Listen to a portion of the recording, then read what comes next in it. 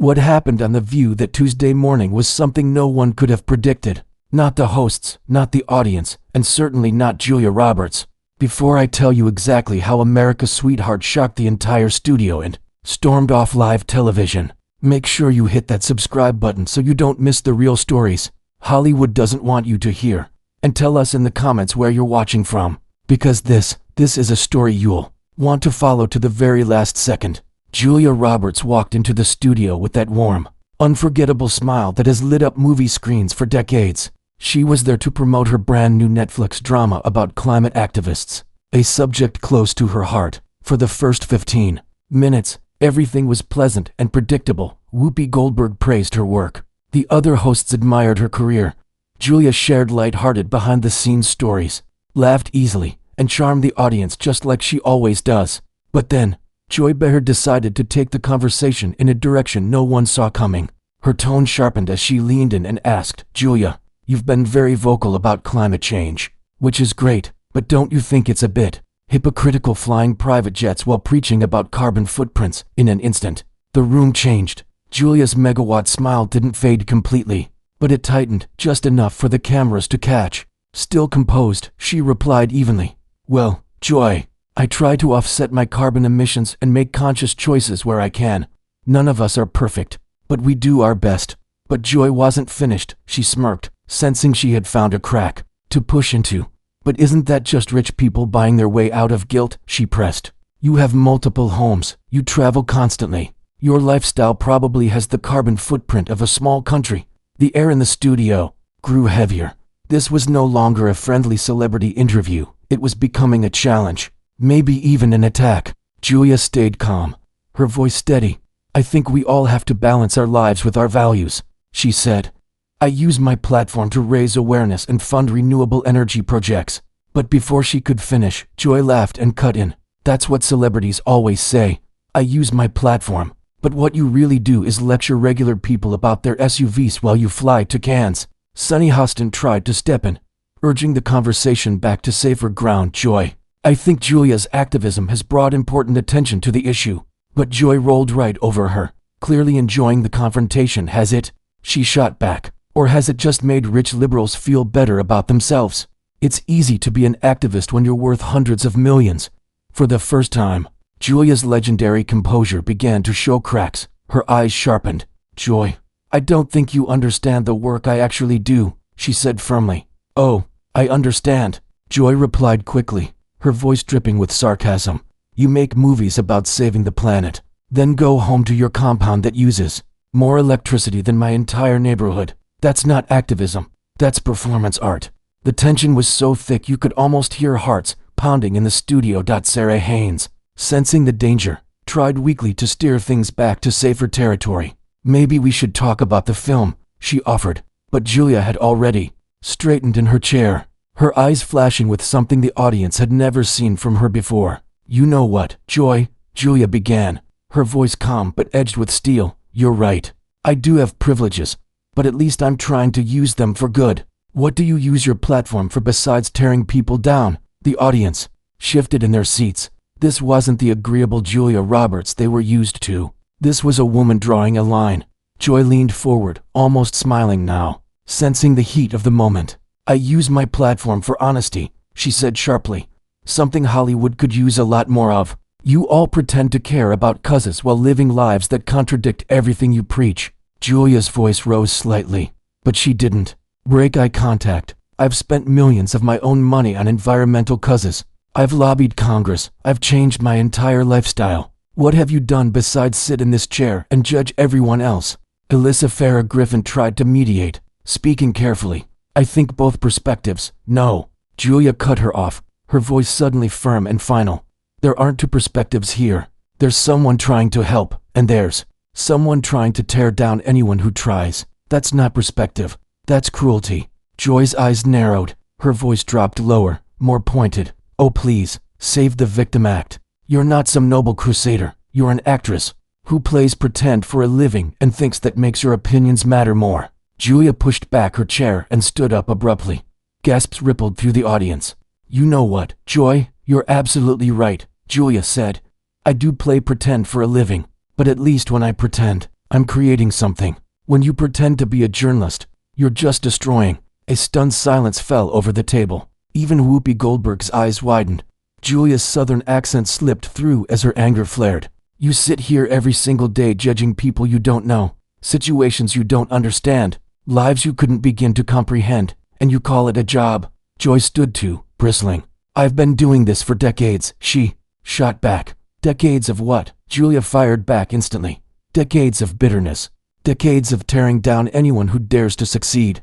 Decades of masking jealousy as journalism." She began pacing slightly, turning toward the audience. "You want to know why I really care about the environment? Because I have children. Because I've seen glaciers disappear.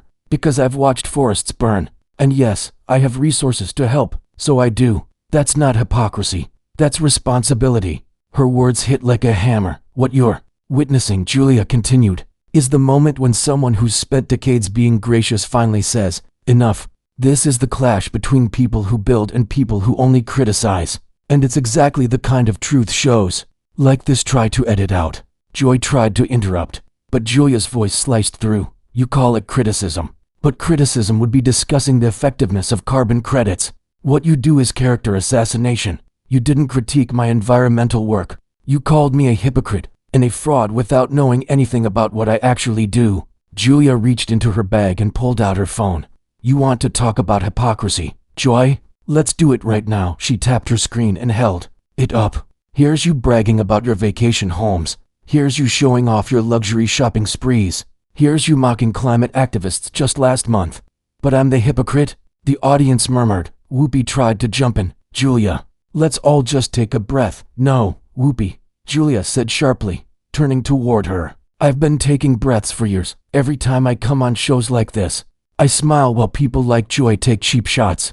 Every time I pretend it's all in good fun, when it's really just meanness dressed up as entertainment." Her voice trembled slightly now, but with fury, not fear. She turned back to Joy. "You want to know the difference between us? When I see someone trying to do good, I support them. When you see someone trying to do good, you tear them down. That's not journalism, Joy. That's just sad." Joy's face was red. "You can't handle being questioned," she accused. "Questioned?"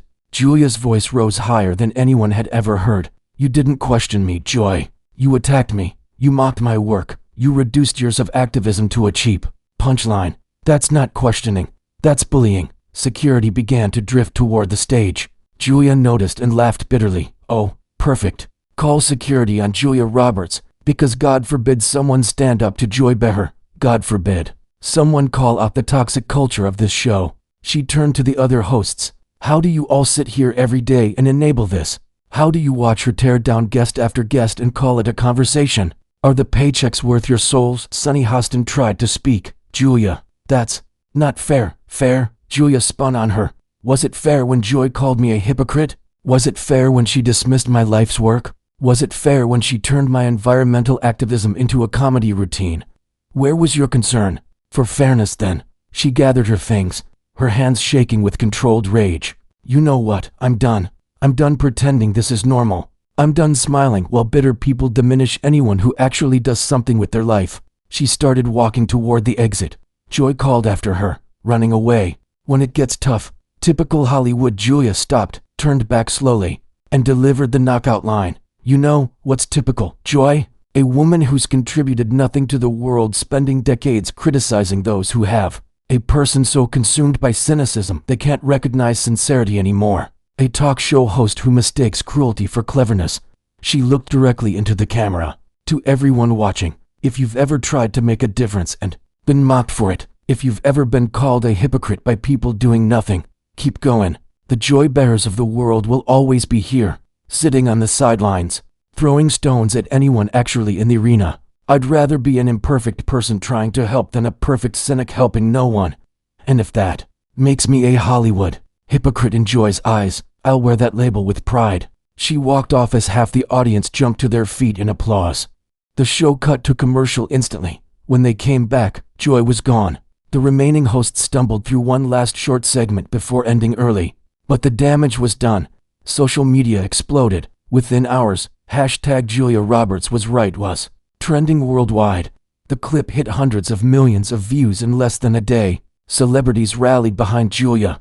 Leonardo DiCaprio tweeted, "I've faced the same attacks for my environmental work. Julia handled it better than I would have."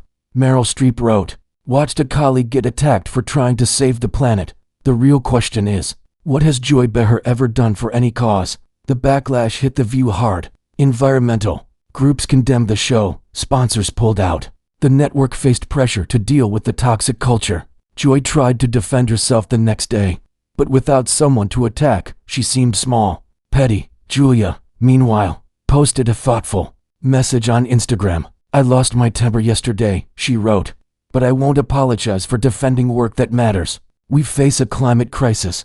We need everyone doing whatever they can, however imperfect. The cynics who do nothing but criticize are part of the problem." She ended with a direct note to Joy. "I hope someday you find something you care about, more than tearing others down.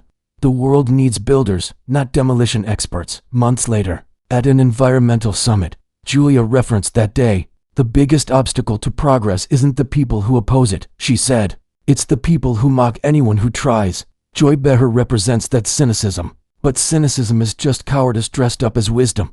That moment on The View wasn't scripted. It wasn't planned. It was just a woman who had been gracious for decades finally running out of patience with graceless people, and it proved that sometimes the most powerful statement is refusing to smile through disrespect, even if you're Julia Roberts.